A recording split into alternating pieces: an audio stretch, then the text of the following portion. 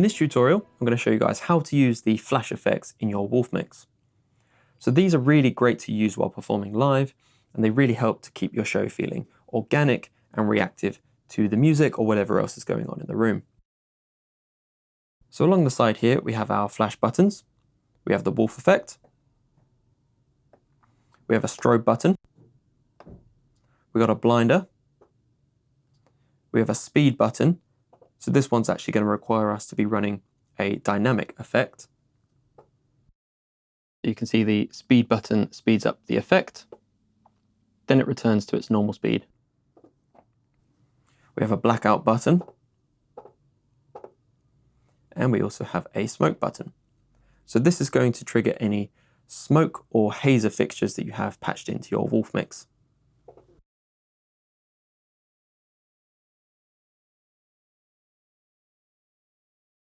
Every flash effect has its own set of parameters. If we look at the Wolf effect, you'll see we have the release mode. It's currently set to flash, which means as I press and hold, the effect will be on. As I release, the effect will stop. I can turn this encoder to set to toggle mode, which means we have one press for on and another to turn the effect off. I can keep turning the encoder, or I can use the buttons below as our shortcuts. So we have now a 1 second timer. So this means when I release the button, 1 second will elapse and then the effect will stop. We can also set a 5 or 10 second timer. So these are great for one-shot effects where you just want to be able to tap the button once and have the effect run for a set number of seconds. We take a look at the strobe button.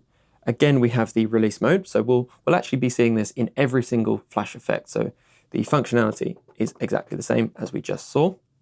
But here we also have a strobe speed effect. So we can control the speed of the strobe using the encoder or the buttons below. The blinder effect has a fade out parameter, so it's currently set to 0.2 seconds.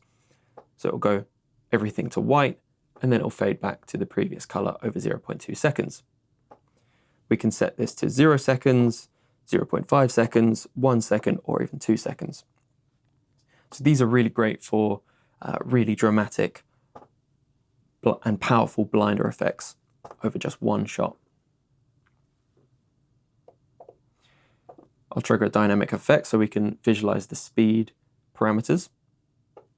So I'll trigger the speed effect and you'll see it's now going 4 times the speed. So the effects engines that are currently running are being sped up 4 times. We can go even faster to 8 times speed, or we can just go to 2 times speed. We can go 0.5, which is actually half speed, or we can even freeze.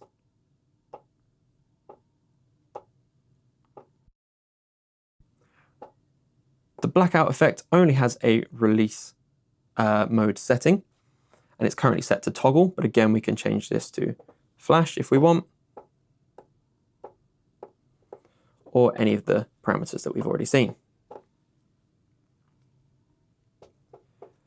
The smoke button has an intensity and fan speed parameter, which we can adjust again using the encoders or the buttons. So these are the most common types of parameter that you might see on some smoke machine or hazer fixtures. So you may find sometimes that you need to exclude certain groups from these flash effects. For example, if you're using some uplighters or you have some house lighting in the project, you don't want them to be strobing or going to blinder or blacking out whenever you press the buttons. So this can be done very easily in the settings screen. So we'll go to main menu and then settings. We'll go to project, and here we have our exclude options. So we can exclude any of these groups of fixtures from the Wolf, strobe, blinder, or blackout effects. Let's say, for example, I want to exclude my LED bars from the blackout effect. So I always want my LED bars to be on even when I press blackout. I'm going to scroll to group D, which is my LED bars, and I'll tap the encoder to confirm. Let's also exclude them from the blinder. So now if I press the blackout button, you'll see my LED bars remain on.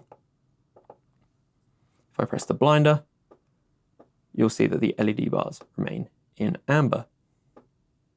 So again, very useful feature that.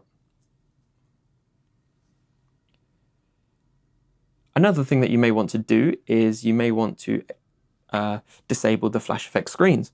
So let's say, for example, you're in the preset screen, you're triggering your different presets, and then you want to use these flash effects. All of a sudden now you can't access your presets. So we can actually disable the flash effect screens by going to Settings, General, Show Flash Effect Screens, and we can change this to No. So now I can trigger my flash effect still, but I can remain in whatever screen that I'm in. So I can keep triggering my presets. I can remain in the home screen so I can play with my flash buttons, and I still have access to my flash effects. You can always re-show the flash effects by holding Shift and tapping a flash effect, which will latch the effects on.